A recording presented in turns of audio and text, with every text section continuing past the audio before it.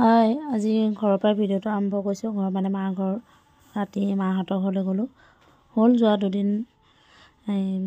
যিহেতু আমাৰ খুৰীহঁত আহিছিলে কৈছিলোঁৱে, বিশেষ এটা কাৰণত যাবলগীয়া। বিশেষ কাৰণটো মানে এয়া বিশেষ কাৰণটো ভণ্টিয়ে পৰা ধুমাধুম নাৰিকল কাটি আছে। এয়া খুৰী আমাৰ সৰু খুৰী মঙলদৈ, যিহেতু আমি যাওঁতে আমাৰ লগত আহিছিলে।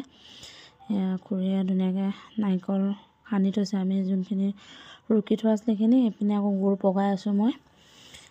যিহেতু লাড়ু বনাম, নাৰিকলৰ আৰু গুৰৰ পকা মিঠৈ এনেকৈ খুৰীয়ে ঘৰত লৈ যাবৰ কাৰণে অলপ ইয়াৰ পৰা ধুমাধুম মই এইখিনি কৰি আছোঁ। পগোৱাৰ পিছত নাৰিকলখিনি দি ধুনীয়াকৈ এতিয়া মা আৰু খুৰীয়ে ধুনীয়াকৈ দি দিছে পিঠাগুড়িখিনি তাত নমাই পেলাই কেৰাহীখন। এতিয়া আমি লৰালৰিকৈ লাড়ুখিনি বনাই লৈছোঁ আমি 3জনী, যিহেতু ভাতৰ যোগাৰ আকৌ কৰিব আছেই। এয়া লাড়ু হৈ গ'ল। তাৰপিছত আকৌ এয়া খুৰীয়ে আকৌ নাৰিকলৰ লাড়ুৰ কাৰণে যোগাৰ কৰিছে।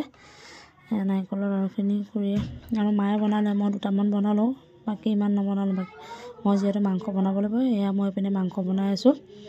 এয়া খাচী মাংস নিচিনা ধোঁৱাটোৰ কাৰণে আপোনালোকক ভালকৈ দেখাবই পৰা নাই আকৌ। এয়া ধুনীয়াকৈ প্লেটখন সজাই দেখুৱাই দিছোঁ। আলু ভাজি, বেঙেনা পিটিকা, আলু পিটিকা, খাচী মাংস আৰু মাটিমাহৰ খাৰ খুৰীক ধুনীয়াকৈ সজাই পেলাই দিছোঁ।